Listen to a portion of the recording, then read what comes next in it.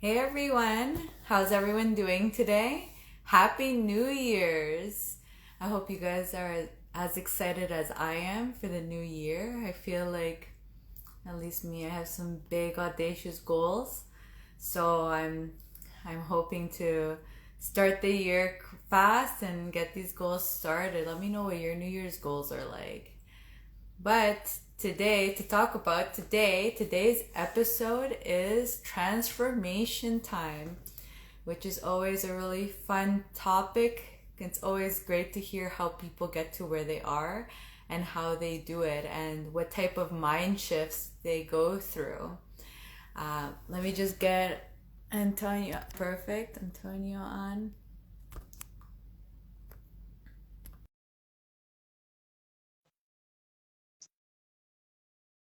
Just getting Antonio on, and he's gonna be sharing.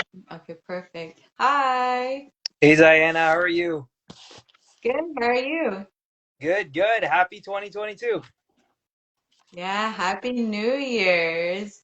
I was just like that, letting everyone know that this is transformation time, and this is where we get to hear your personal development journeys, your mindset shift, and just see how you got to where you are. So, thanks for coming on, Antonio.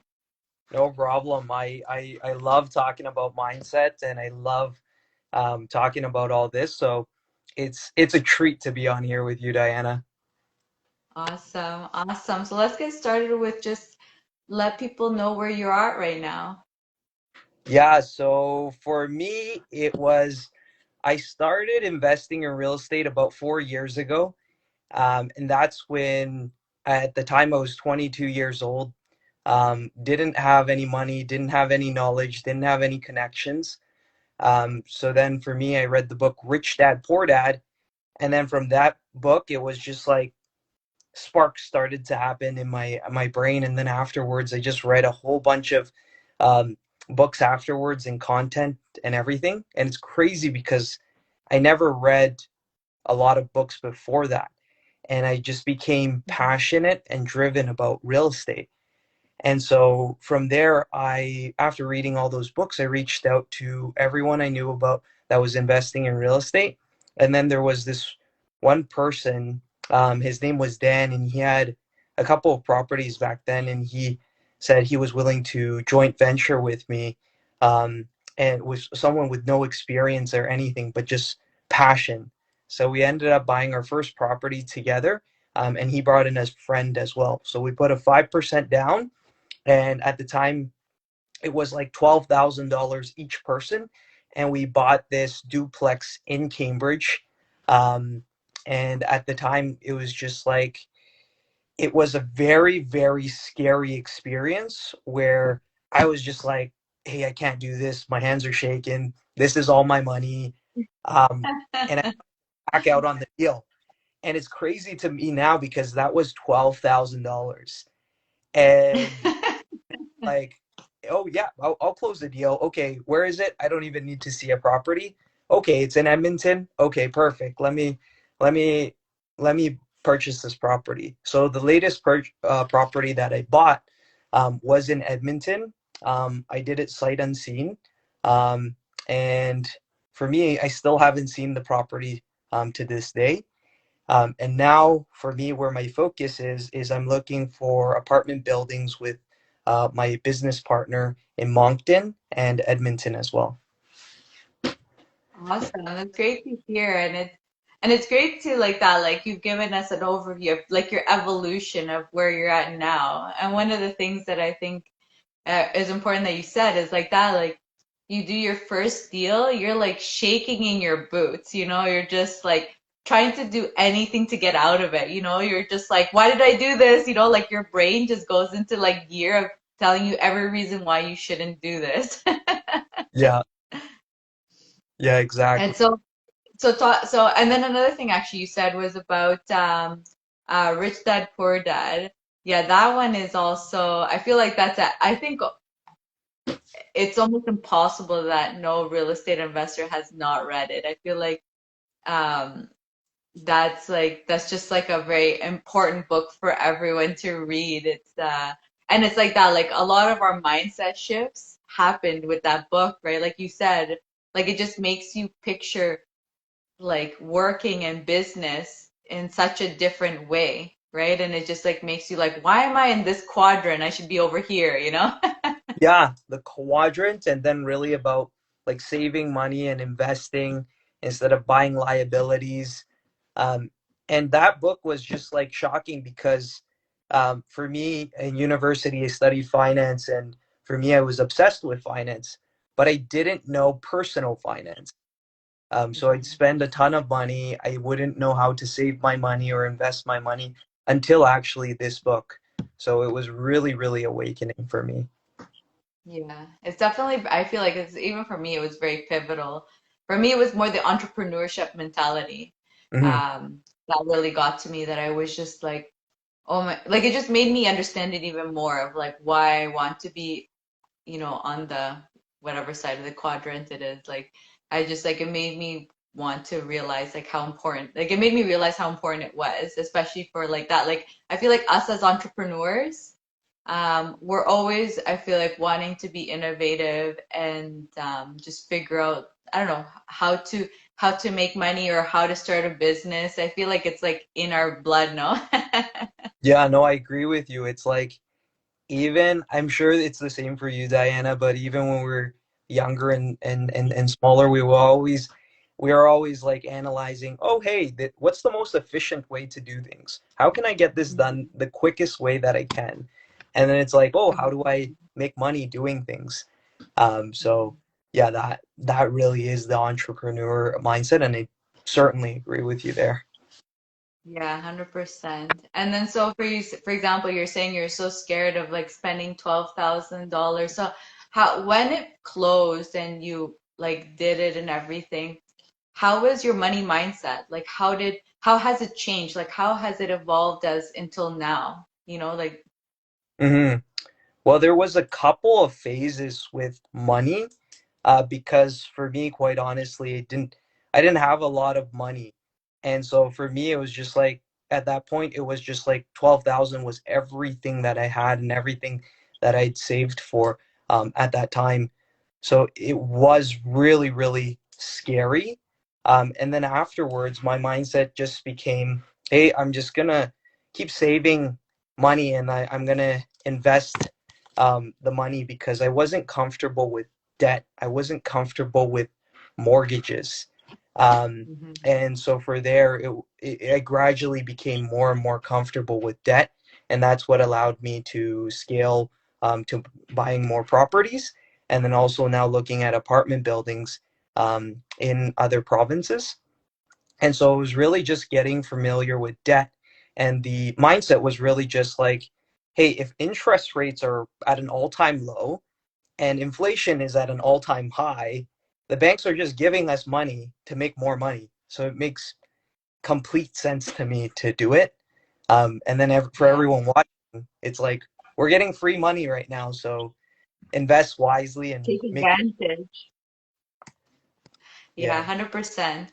And yeah, and it's funny that you're saying like, and also like with the debt, because I also had that big problem, and I think it's like how we're raised.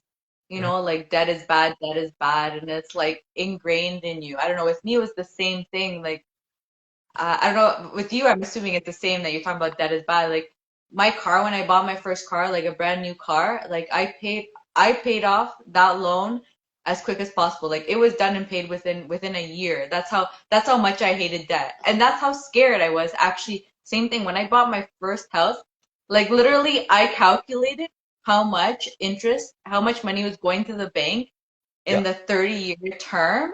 And Yeah. I was just like, this is insane.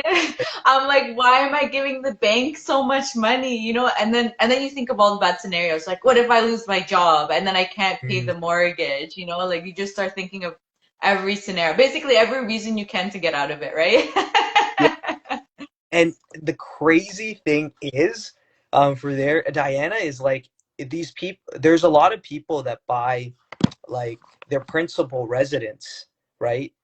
Before they buy an investment property, and I'm like, an investment property is actually less risky than buying a principal residence Yeah. because what happens is if I lose my job for my principal residence, the bank's going to come and take my house because I have no other income. But if it's an investment property, I can lose my job. The tenants are still paying for it. So there's like this Yeah. added layer of protection. Um, 100%. and a lot of people just don't realize that mindset shift there. But even it's even more funny, banks don't see it that way.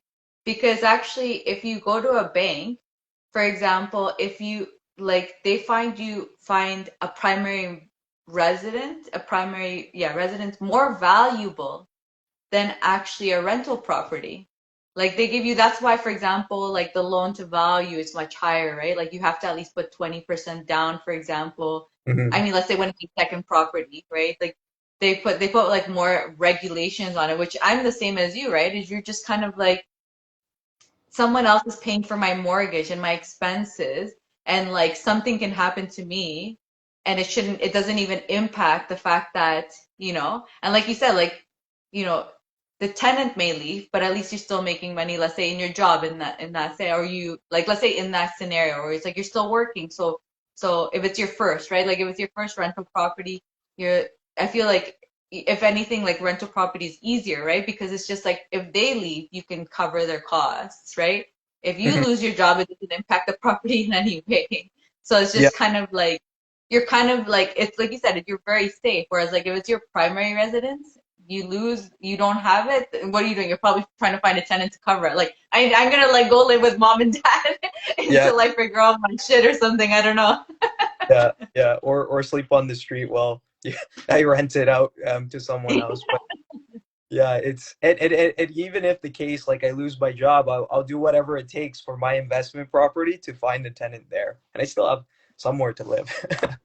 Exactly. Another point that you made that I thought that was great, what about your family when you first bought your or not even just your family, but your influence around you when you bought your first property, how was the influence around you getting it? Because like you said, like you were like basically every penny was going to it. Like did everyone think it was a good idea? Were they like kind of scaring you away from it, or did you keep it hush hush? Like well, how was that experience? Well, the experience was, I think it's similar to a lot of investors where like the family members were like, hey, like that's a lot of debt because similar to our mindset, it was just like, don't take on a lot of debt, pay down everything. If you borrow money from someone, pay them back right away. You don't want to accumulate interest.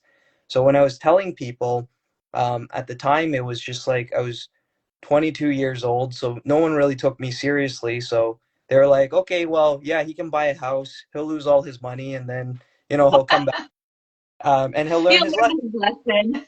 Yeah, yeah. So then afterwards, I was just like, and so then like people weren't really receptive of it. So one side of people, like a lot of family members, they were like, oh, that's cute, that's so cute. And then like friends would just be like, what do you mean like buying stuff? Like we gotta go out Saturday nights, Friday night. Let's go party. You can buy drinks Yeah. for us. So after that I was just like no one's really receptive of these messages. So I kind of just kept it really, really low key. And I just didn't want to tell anyone after that.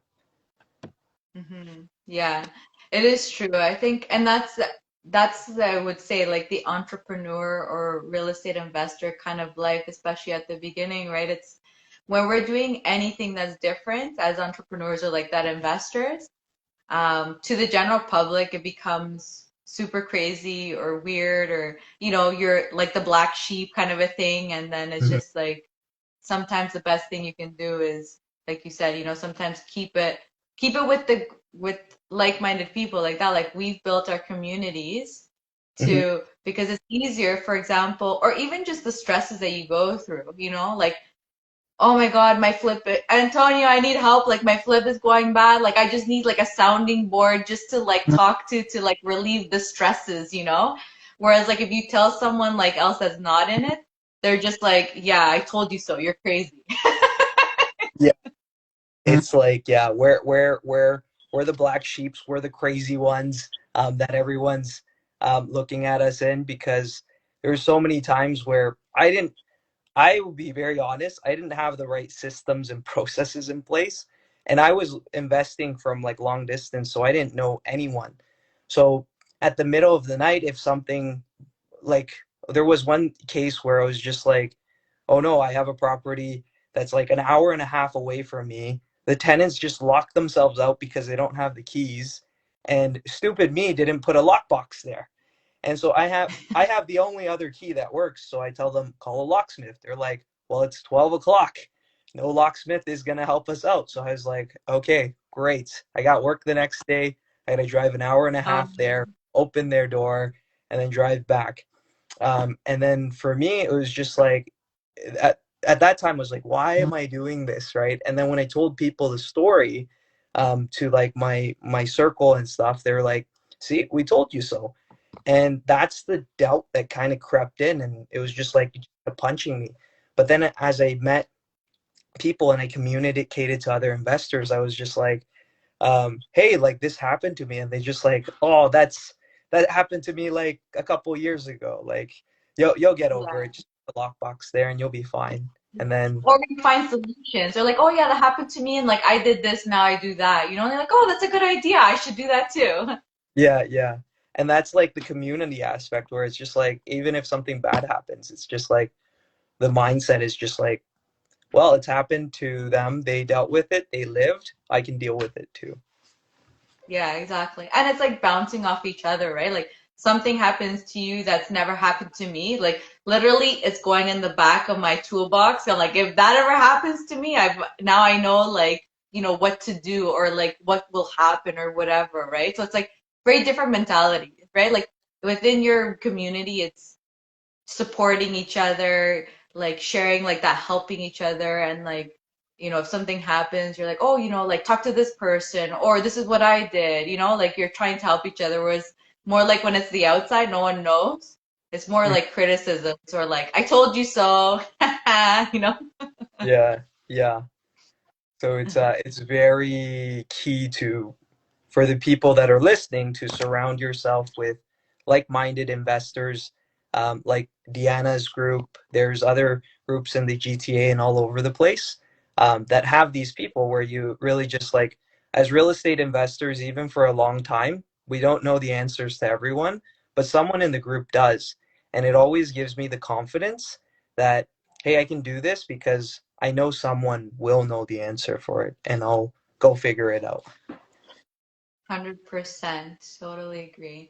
So since you kept it low key, your first property, how was getting to your next one? Like, did you have to wait a long time, or had you started getting into the real estate community and like figuring out the strategies to move quicker, or how did the second one come about? Yeah, so I kept everything very low key for a long, long time, until I actually, my coach told me to start sharing my journey and opening up. And so the second one, this one was more so of like, I actually shadowed under someone and then gained that experience. And then I started looking for JV partners, to close on properties. And so for me, it was just like, I was like a pretty numbers guy. So anywhere that I saw like numbers and I was like, this return works, I'm gonna buy here. So one of the mistakes that I made was, that I feel was a mistake, was I bought all over the place. So I bought in Cambridge, London, Kitchener, Brantford. Now I'm all the way over to Edmonton. So I bought everywhere because I was like, these are great returns. Now the problem was I wasn't able to actually scale, because when I'm in like three different markets, it's like, versus someone who's very focused on one market, I'm not getting to the deals the quickest, and I don't have the contractors and the relationships to do those jobs. So for me, it was just always really hard to, get some, uh, really hard to scale in a specific market. So for me now, I'm focused on selling those properties in Ontario, and really just doubled down and focusing on Edmonton. Oh, nice. Yeah. And I totally agree with you there because I'm the same. I have like properties all over the place.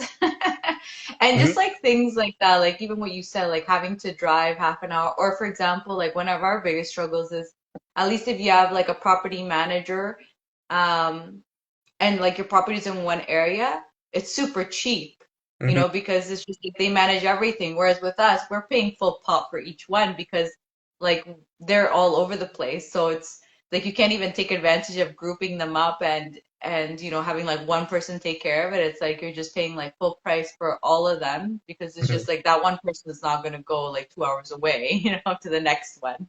Yeah, that's a great point. I never got a bundle discount either, so yeah. Yeah, that's one of the things that I'm starting to like focus on now. That's why I'm saying when you said it, I was like, in that sense, I've also come into those problems where it's just like, you're just your cash flow, you can probably save more on, on your expenses if it were like in one location.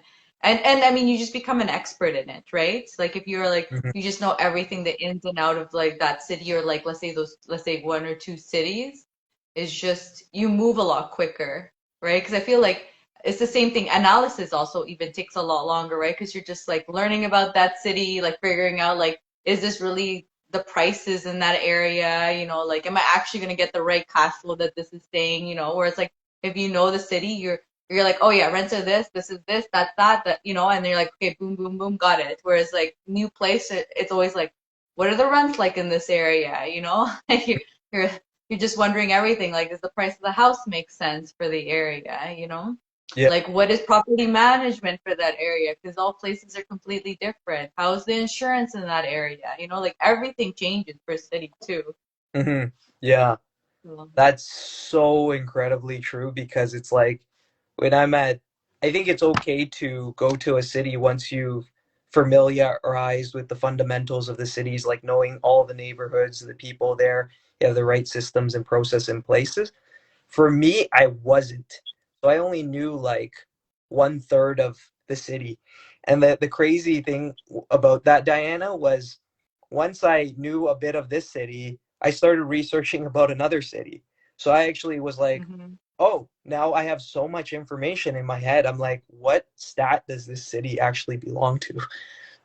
And then it was just like every time I found a property, it would take me like probably 3 or 4 times longer than anyone else that was Yeah, investing in one city. And it's yeah. a lot of mistakes that newer investors make, and I don't want anyone watching this to make that mistake. So focus on the city, and then when you get really good at it, switch to other cities. 100% agree. And yeah, exactly. I made the same mistake too because it's funny. I guess we're very similar in that sense. For me, it was about the numbers. So Hmm. I was just like, oh, this cash flow, so I'm buying it, right? Yeah, And then it was just like it was in my zone of like I can drive there. So I guess I still had a boundary, but obviously it was still not good, right? Because like you said, it takes a lot longer to get things to analyze the deal when it's like you're moving from this area and then now you're going over here and then you're going over there and you're just like, okay, now what are the rates and what's everything like over there? yeah. And so how is your now from your first property that you did and you spent 12,000, how is your money mindset like gone till now? Like how do you view money? Like you said like debts were scary to you. Like now, how do you view money? Yeah, I think for me it was I well, there was a shift where it was just I feared debt and I didn't want any debt because I'd pay everyone like immediately. Even if I owed my friend money, like $50, I'll pay them instantly. Like I'll be like, here's the e-transfer right there. And so I was really afraid of debt. Now I'm very comfortable with debt because as I said, I'm like the government and the bank is giving us free money. It's actually yeah, it's free money and they're giving us money on top because the inflation is so high. So then I'm like, well, I'll take all the free money that I can get and I'm just going to buy assets that have high returns. And then another thing that shifted for me, and this was after coaching, was I watched a lot of Mike Rosehart videos. And for the people that don't know who Mike Rosehart is, he was very, very, very frugal for his beginning of his journey. So then I was inspired by that because I was like, hey, I'm gonna start saving all my money. And to a point where my girlfriend was like, why don't you want to do anything with me? Why don't you love me? Why don't we go out anymore? And it'd be like, hey, all dates would be like walks to the park. All dates would be like something expensive. And for me, it was just like that was another extreme where now I'm like more so of like more balanced, where I'm like, hey, I'm more balanced with my money. And then the other thing is I'm also like, I read the book Who Not How. So before it would just be like I would do everything myself. So property management, even if it was 2 hours away, I'd be like the GC for projects. I even got my realtor license so I can save on commissions. So I did my own taxes and accounting for there. So I did everything myself because I didn't want to spend money. And so for me afterwards, it was just like, this is a lot of work. I'm like working all the time.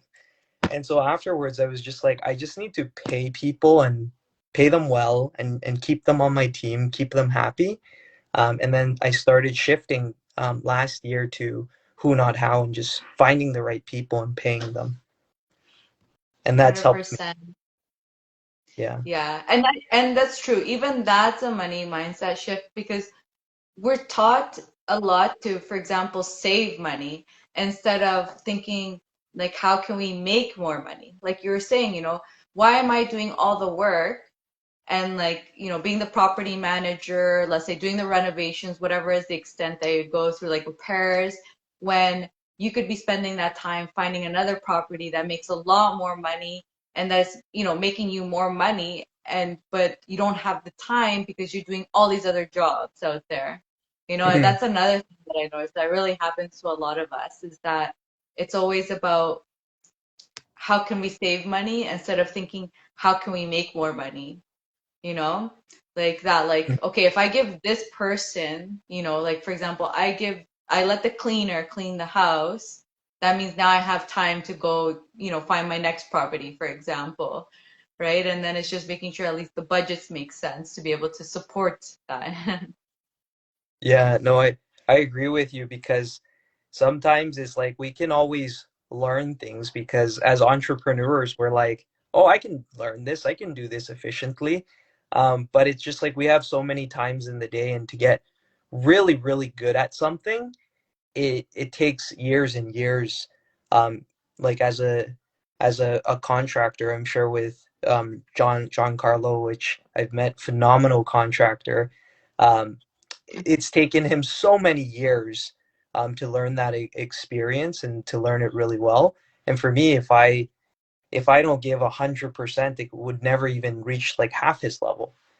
So Mhm. now it's just all about that mindset where it's really just like paying someone to get your time back and then using your time to do something that that I'm really good at. And that way I can generate more money from there. 100%. Yeah, definitely strengthening our strengths is something that like that we all start learning is that let's just work with our strengths and let other people work on their strengths, and like that build the team because that's how we become better at what we do and make like that. That's how everyone makes money. You're just, everyone's working on their strengths and working on focusing on what they're good at to just like make things better. Hmm. Yeah, absolutely. And so, what about, for example, when you got a coach? Hmm. Um, how was, did you have, like, was that a money mindset kind of shift or like how, like, because for our coaches, we pay like quite a bit of money. Like, it's not like a training, you pay like maybe $100 or something. Like, we're paying a lot more money for our coaches. How was how was that in the before getting it? Because I know after you get it, you're just like, wow, money well spent. Like, I'll pay it again. Yeah, it was a lot of clarity. Um, because at the first, I think even before someone makes that investment into a coach, because you're right, it is a lot of money. and most coaches are five figures and more. And I paid for that, and it was a very tough pill for me to swallow because I was like, oh my God, I'm gonna pay this much money to someone afterwards. And then for there, it was just afterwards, I was just like, after like the first 2 months, Diana, I was just like, I'm so glad I did this. Um, because it was like I got access to a community of investors that were just so Mm-hmm. tight knit. And it felt like it really did feel like a family, and it still does. And a Mm-hmm. lot of the people that are tuning in to here is like they're part of the same coach that I have, and they've been sending fire emojis. So that's the family aspect of it. And then it was really like I had no idea what I was doing. I was just Googling, YouTubing, finding, doing a course here and there. And then afterwards, I'd just be like, that's why I was in so many different markets and I was so confused. And afterwards, I just got clarity and guidance. And then I just was like, okay, now I'm just like moving the needle forward instead of just going like, "Woof, woof, woof, where am I going?" Like, Yeah. yeah. And I think that's also, I think something when it comes that something that happens to all of us when we're new investors, right? We for some reason we want to do everything and anything. Hmm. We want to try all the strategies out, or we're trying like that all the different deals, or we're doing everything. And but then like that, like as you grow, you start defining yourself, right? You're just like you said, like you're now going to niche into Edmonton, and that's like the area that you want to go into and like let's say be an expert at, right? And it's just like I feel like all new investors do that. It's like they want to go everywhere and everything, like either do all the strategies or just go all over the place. Hmm. And and then it's just like, okay, what am I actually interested in doing? Like what am I actually good at doing? Like what makes sense for my lifestyle, for example. Yeah, I completely agree with you because I did like I had shiny object syndrome, so I did all the strategies. I was like, I'm gonna do buy and holds. I'm gonna look at pre-construction condos. I'm gonna look at which I do not think is a good investment. I'm gonna look at Airbnbs. I'm gonna look at Burrs. So for me, I just did all the strategy. And the crazy thing is, I actually did the Airbnb strategy 4 years ago, before it got like really popularized. And I feel like if I just honed down on one of the strategies, I would have been able to scale and grow a lot further. And it didn't really matter what strategy it was because looking back, it was even if I did any strategy, um, I would have done very, very well.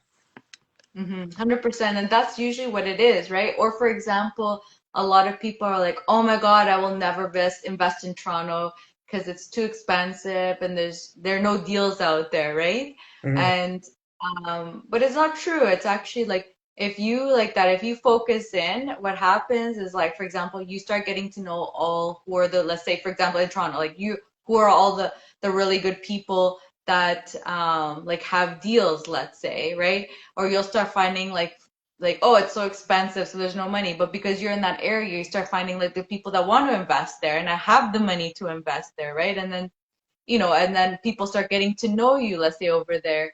And so now you're finding private deals or realtors that like will give you the deals because they know you're serious about it, right? So it's just like doesn't matter where you go anymore. It becomes like almost just a number, like the price of the house is just a number, the expenses are just a number, and all we really care about is that does it make sense, Hmm. right? And it's just like it and that's I think like that's like a big learning experience that we all go through, right? Like that we start niching and it's just like, okay, what do we really want, right? And it's like, does it, because numbers, I don't know, at least for me, I've noticed that numbers don't really phase me anymore. For me, it's about just like, is it meeting my criteria for buying a property is really all I care about anymore. Hmm. What about for you? I would say numbers still phase me. Numbers still scare me. Oh Uh, yeah. Yeah, especially with going into the apartment building side.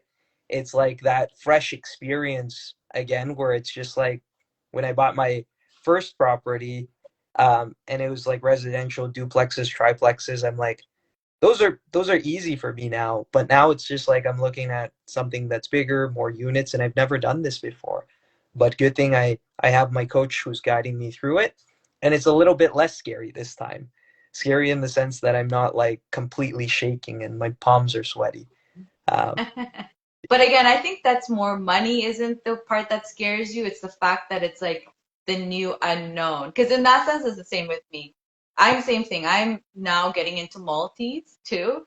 yeah, Um, and same thing, like in the sense of like, am I capturing everything that I'm supposed to? Because I've like, I don't know if multis, like big multis are different than the little multis. Because I had like little multis. I've never had like the big multis, you know?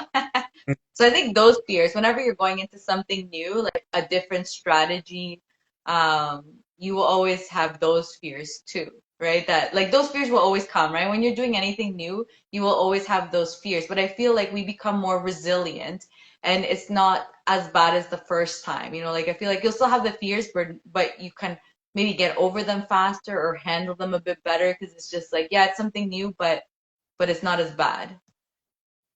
yeah. I feel like you're right. It's like anything that's new is uncomfortable and it's scary. Um, because even in Edmonton, I was just buying. For me, I purchased a duplex, which is still the same duplex, but that was also really scary because it was in another market that Yeah. I researched a ton, but I didn't put But now you can't go there, which is probably the new part, right? The fact that you can't even go there. Like it's not a 2 hour drive. So it's like if something goes wrong, that becomes the scary part. yeah. And you know what, Diana, I was scared of that originally because it was just like, oh, it's not a 2 hour ride away. But now it's because I know I can't drive there. I've been able to systemize things so well that I'm like, okay, well, I know all the right people for this. I made sure I knew all the contacts and I have a list. So now everything's even actually, I'm able to manage this because I never used a property manager before. And now I actually have a property manager, and I'm like, this, why didn't I do this earlier? Yeah, I totally agree with you there. That is, I would say, one of the benefits of doing something far away. I feel like you systematize yourself a lot more, right? You're like, I need to have processes in place. I need to have this. I need to have my contacts. Like you become way over prepared because you know that you can't do anything about it, right? It's like if something happens, you have to have those people to call or like the processes to like people to follow the processes or whatever. So it really helps you actually. I feel like doing it from far away helps you really organize yourself. Yeah. And so let's say with actually let's answer this question because I feel bad that is. I'm not sure. I can't scroll down. Oh, I don't know how to say that. Imbatra. He asked, "What attracted you towards Edmonton?" Oops. Oh, that's Mohit. Yeah, sorry, I can't. I don't know how to use this thing. What Yeah. attracted you towards Troubles, Edmonton? not you. It's not only you. And how did you do the research for this long distance? Uh, for me, it was just like in my field, the research is the easy part because for me, I do research, all the time, analytics all the time. So for me, I just found a bunch of things that were like that drive real estate. Like, is what's their rental prices? What's their purchase price for the home? What's their like? Are they developing like infrastructure there? What's their vacancy rate? And essentially all these things which someone can just find on Google for there on the fundamentals of investing in real estate for like the city. So there's a lot of things there. So once I had this, I just pieced together all the different cities where I was interested in investing, either that I searched from, hey, most friendly landlord tenant board, most like most value you can get from like a property, and different things like that. So then I put around like 20 different cities all across on Canada. And then afterwards, for me, it was just like, okay, time to do the research. So I sat on my laptop and I was just there for a good, like, probably day, and I didn't move. And now I had all the stats, and then I was just like, hey, Edmonton makes a lot of sense right now. And the thing that drew me there, and I'm giving away all my trade secrets, but the thing that drew me there was Ontario and BC. In the last 13 years, they have increased almost 2 to 3 times. Whereas for Alberta, um, it's been pretty flat. And it's largely been because the oil and gas industry, it just fluctuates so much. But for me is I feel like the fundamentals are there, and I feel like there's something there. And that's just my opinion. So don't take this as expert advice or anything. Um, and that's what attracted me over to Edmonton, and that's how I did my research. Yeah, I agree with you. And you say that though about doing research. Really, when you do research on a city, it doesn't change, to be honest. Every city that you go into, I feel like you're doing the exact same research. Doesn't matter where it is. If anything, the obstacles become like that. Like now you need to build a power team over there. And Mm. let's say feeling comfortable with like this online and just doing the video chats and getting to know different people or on the phone, whichever way, depending on which kind of power team it is. But like I think if anything, I would say it's like the power team is what is the most different part of it because now you really depend on that team and you're very out of it, so it's you can't really help. And it's like you need to have that solid power team that will like get you to where you need to be because they are the ones that are basically controlling everything over there. Yeah, and that is the key thing where it's just like the people, the power team. Once I figured out that Edmonton was the right market for me, I spent a month just calling everyone that I could see for like power teams. And then the great thing is once you start calling people, people refer other people. And then you get good people referring other good people. So then after that, when I knew enough people, I actually flew down to Edmonton and I met all these people and I grabbed coffee with them to build a relationship there.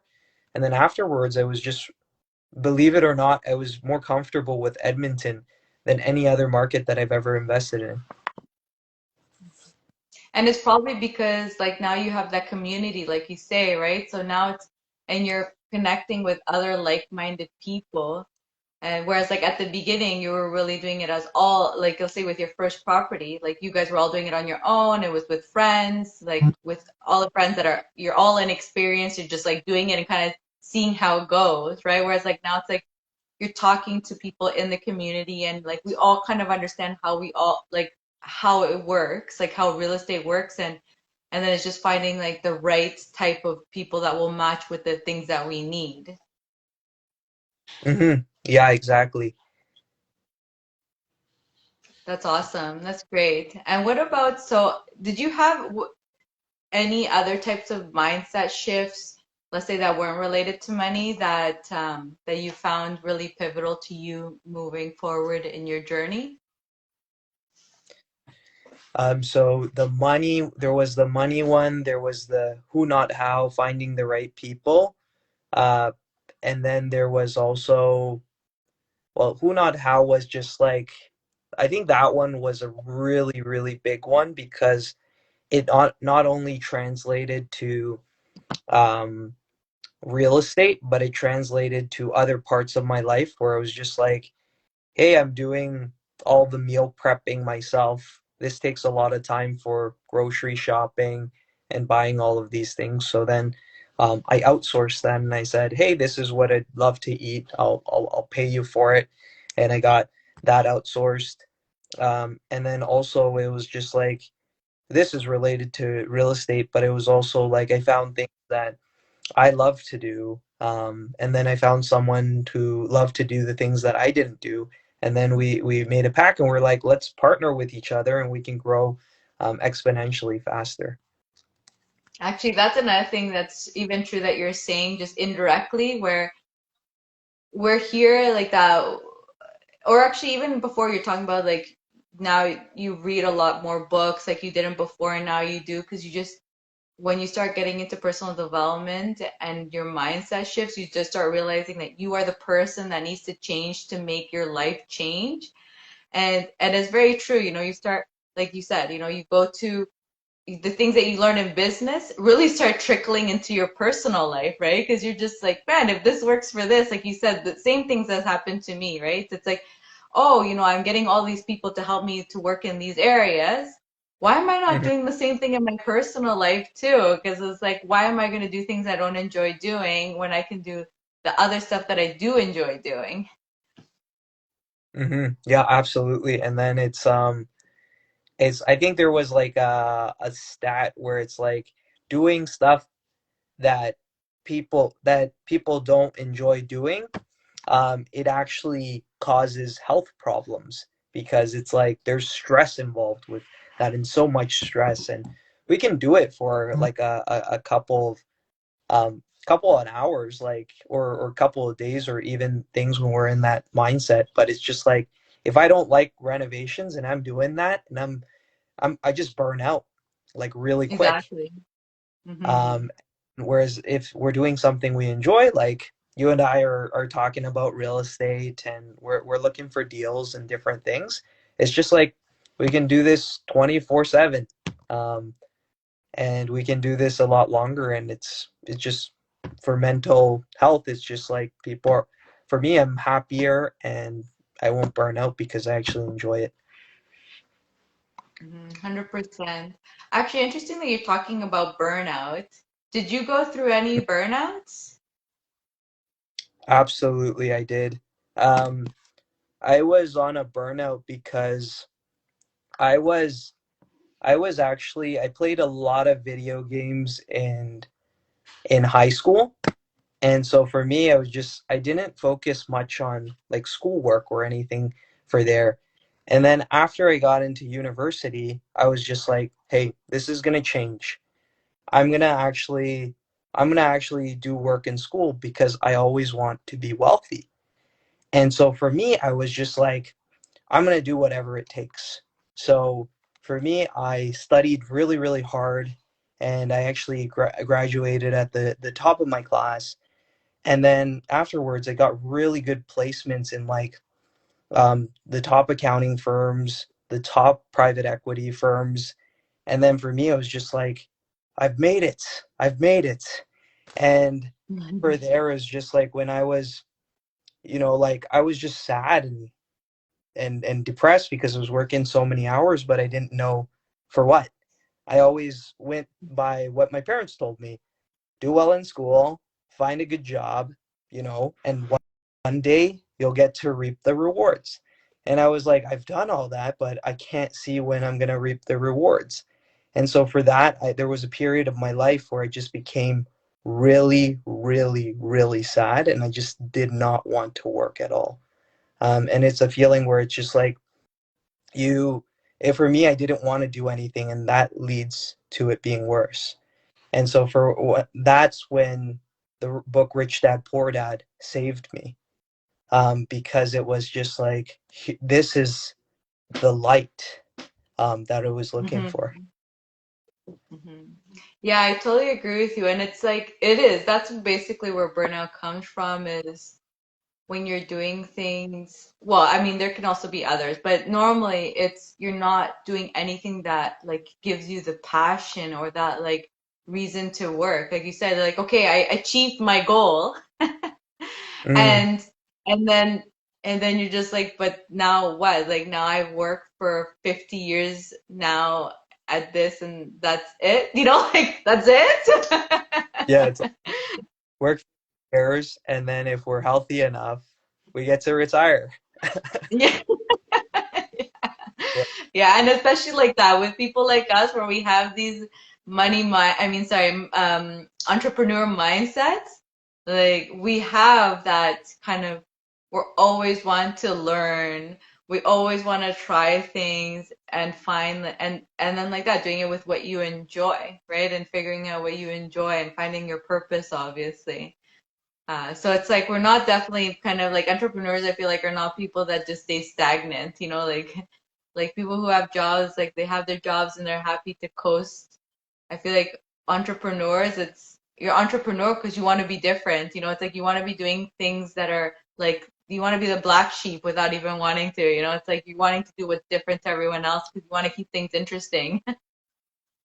Hmm. Yeah, we want to do things efficient, we want to do things quick, and we want to also get um, paid for it. Whereas I guess like in a job, it's like you can do things in 40 hours or you can do things in 2 hours, and you get paid the same amount. Um, Hmm. and yeah, it's like if we're doing things efficiently and we're learning and we're constantly growing, we want to be paid for that effort. And also um, just having that drive to continue to do more and more exciting things. Yeah, 100%. What about when you started, for example, because I'm assuming within these few years you started really ramping up the amount of properties you buy. And are you still working now? Do you still work? Are you working or are you full-time real estate investor? So I am still working. Um, I'm still working So now, how is that but juggling? sorry, How sorry, is you cut. juggling that? Like, oh, sorry. I was just saying, how is juggling?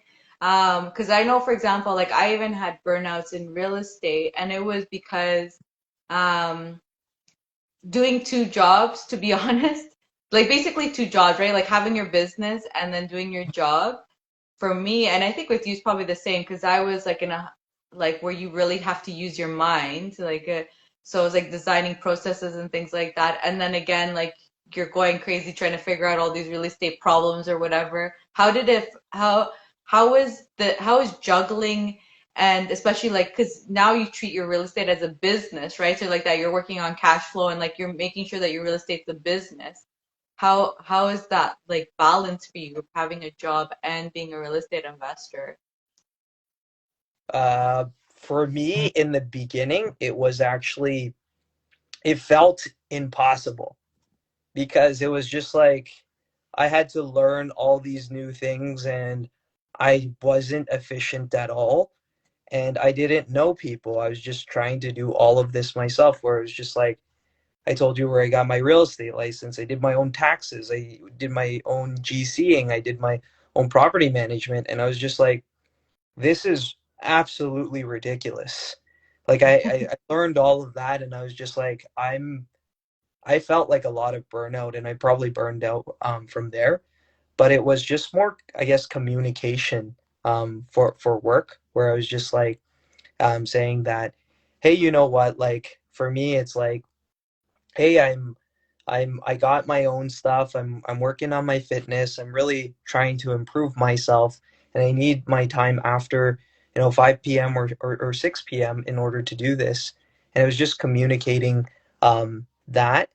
And then it was also the real estate work started to ramp down because I started to get more efficient and I was starting to get smarter with my things. I no longer drive at 12 a.m. when someone needs their key replaced or a tenant needs something that's done or there's emergencies. I call people for that. And so for there is just been, um, it's just been, I've been able to balance it by communicating expectations. And then the other thing was also just getting more efficient and better at what I'm doing. Mhm. But what about, for example, because these are my biggest ones. When I have, for example, when you're closing on a deal, that Hmm. literally, I don't know, for me, it takes me like almost, it takes the full day. Like, and Hmm. I would feel so bad because work would not get done. Like my job would suffer that day because it was like, oh, this is missing. Oh, I need to contact this person. This needs to be done. And then you're just like getting everything done and making sure. And then like the appointment to sign everything.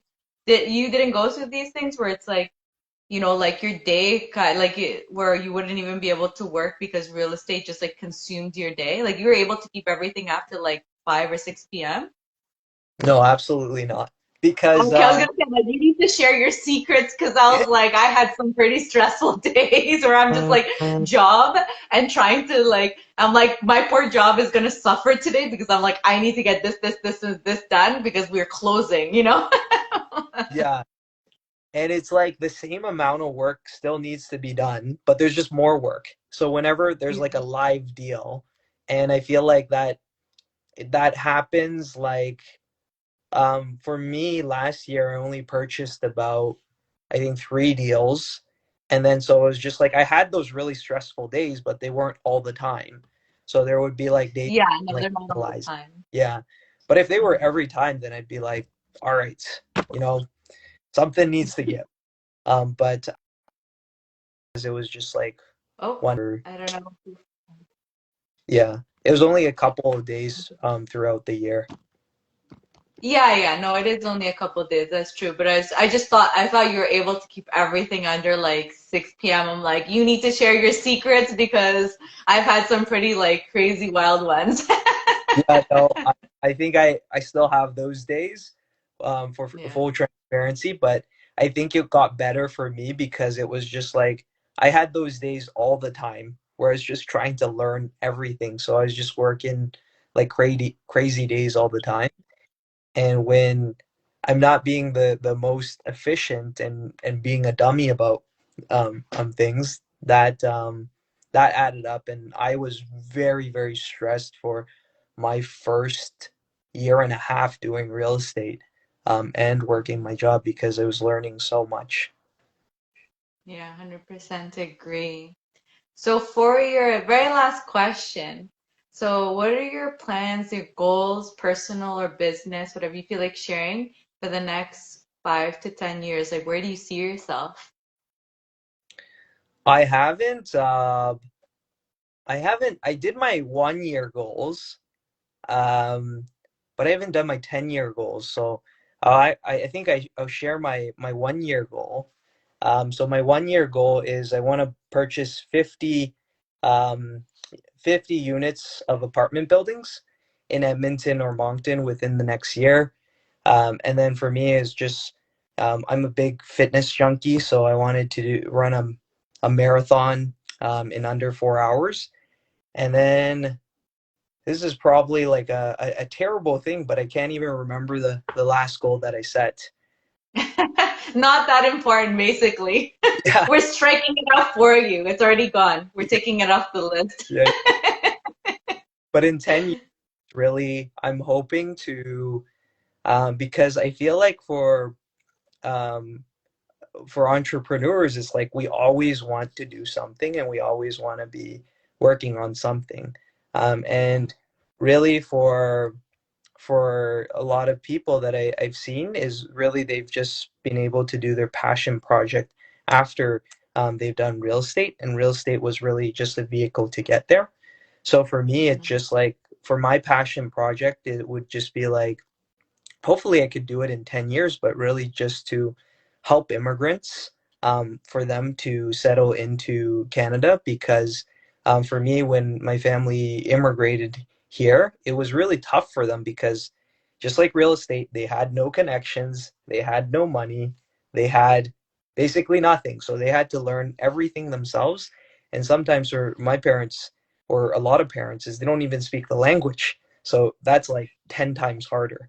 And so for what my parents have been able to do, where they still work blue collar jobs, I feel like that was so much harder to move to a different country and settle down as to all the things, all the crazy things that we're doing. So really just be helping immigrants in a way, and maybe that looks like a loan program where it's like, hey, I will loan you this loan, but it's for 0%, and then after you're settled in and you get this, you pay us back the loan, and then you can contribute if you want, and then the loan just keeps going out to help families. That's awesome. That's a great initiative. I do hope, and I know you will. You will definitely get to a point where you can do that. Yeah, no, I So appreciate. thanks so much for coming on. Thanks for so much for coming on. It was awesome to chat with you, get to know you a little bit more, and hear about your journey. Yeah, Diana, thank you so much for having me on, and this was a great way to start off the new year. Awesome. Yes. Thank you, Antonia. Thank you, everyone. See you in the next episode. Bye, everyone. If I can, there we go.